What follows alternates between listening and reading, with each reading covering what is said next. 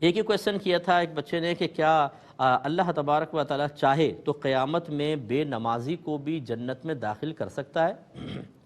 تو یہ بڑا بھولا بھالا سا کویشچن تھا، میں نے شامل کیا اور پھر اس لیے میں نے اس کو لیا کہ اس کا مطلب یہ ہوا کہ دیکھیں ہم اپنے عقائد کو اچھی طریقے سے نہیں جانتے،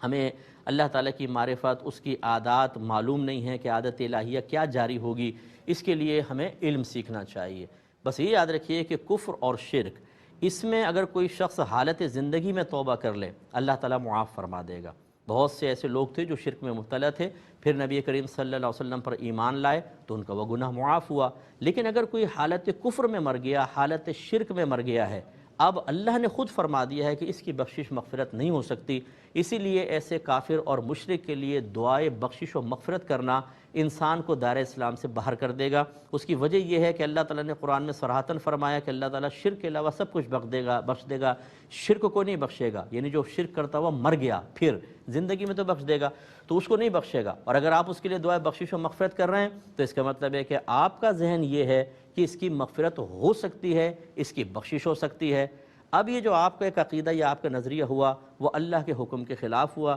جس سے ظاہر ہوا کہ آپ کو اللہ تعالیٰ کی اس خبر پر اعتماد نہیں ہے، آپ اس کے بارے میں کم از کم شک میں ہیں، اور اللہ کے صریح حکم پر کوئی شک کا اظہار کرے، عملی طور پر یہ ثابت کر دے کہ میں اس کو مشکوک سمجھتا ہوں، وہ دائرہ اسلام سے خارج ہو جائے گا، لہٰذا ایسا آدمی دائرہ اسلام سے نکل گیا۔ باقی یاد رکھیں کتنا ہی بڑا گناہ کبیرہ کیوں نہ ہو، حتیٰ کہ خودکشی بھی، اس سے انسان دائرہ اسلام سے باہر نہیں نکلتا، اور یہ اللہ کی مشیت پر موقوف ہے۔ چاہے تو ایک آدمی زمین سے آسمان تک گناہوں کو بھر دے، اللہ تعالیٰ بخش دے اس کو اور جنت میں داخل کر دے،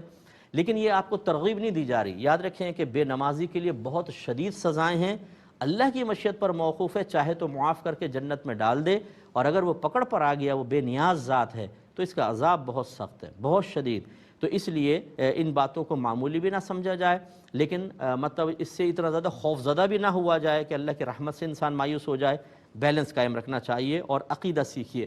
اگر آپ مسلمان گھرانے میں پیدا ہوئے ہیں تو اس کا مطلب ہرگز یہ نہیں ہے کہ آپ کو اب عقیدہ نہیں سیکھنا ہے۔ اگر کوئی ڈاکٹر کے گھر میں پیدا ہو اور کہے کہ جی میرے تو ابا، میرے دادا، میرے چاچا سب ڈاکٹر ہیں